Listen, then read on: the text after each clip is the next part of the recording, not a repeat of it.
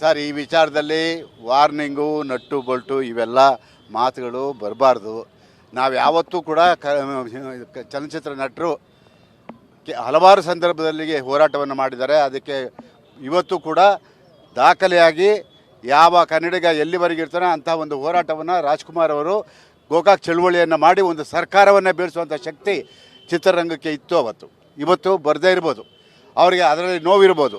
ಇವತ್ತು ನಾವು ಕೂಡ ಎಲ್ಲ ಕಲಾವಿದರು ಯಾರೇ ಆಗಿರ್ಬೋದು, ಈ ನಾಡಿನಲ್ಲಿ ಹುಟ್ಟಿದ ಮೇಲೆ ನಾವೆಲ್ಲರೂ ಕೂಡ ಈ ನಾಡಿಗೆ ಅನ್ಯಾಯವಾದಾಗ, ಭಾಷೆಗೆ ಅನ್ಯಾಯವಾದಾಗ ನಾವೆಲ್ಲರೂ ಕೂಡ ಸ್ಪಂದಿಸಬೇಕಾಗಿರೋದು ನಮ್ಮ ಕರ್ತವ್ಯ.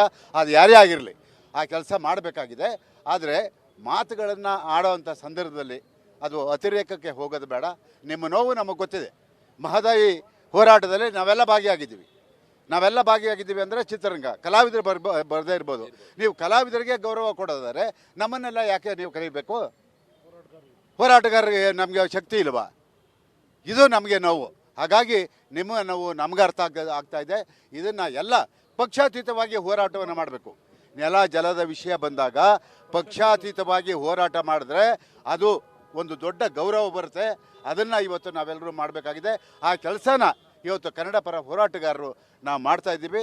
ನಾವು ಯಾವತ್ತೂ ಕೂಡ ಕಳಸಾ ಬಂಡೂರಿ ಮಹದಾಯಿ ವಿಚಾರ ಬಂದಾಗ ಸುಮಾರು 100-120 ಜನ ಕಲಾವಿದರು ಕರ್ಕೊಂಡೋಗಿ ನಾನು ಹುಬ್ಬಳ್ಳಿಲೇ ಹೋರಾಟ ಮಾಡಿದ್ದೀನಿ.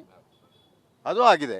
ಆದರೆ ಇವತ್ತು ನೀವು ಕೂಡ ನಿಮ್ಮ ಯಾವುದೋ ಸಂಬಂಧಪಟ್ಟಂಥ ಅಕಾಡೆಮಿಗೆ ಹೇಳಬೇಕು, ಎಲ್ಲರನ್ನು ಒಗ್ಗೂಡಿಸುವಂಥ ಕೆಲಸವನ್ನು ಅಕಾಡೆಮಿ ಮಾಡಬೇಕು. ಅದು ಮುಂದಕ್ಕೆ ಬರಬೇಕು.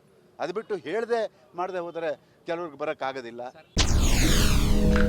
SS ಟಿವಿ ಸಿನಿಮಾ ಜಗತ್ತಿನ ಕ್ಷಣ ಕ್ಷಣದ ಸುದ್ದಿಯೊಂದಿಗೆ.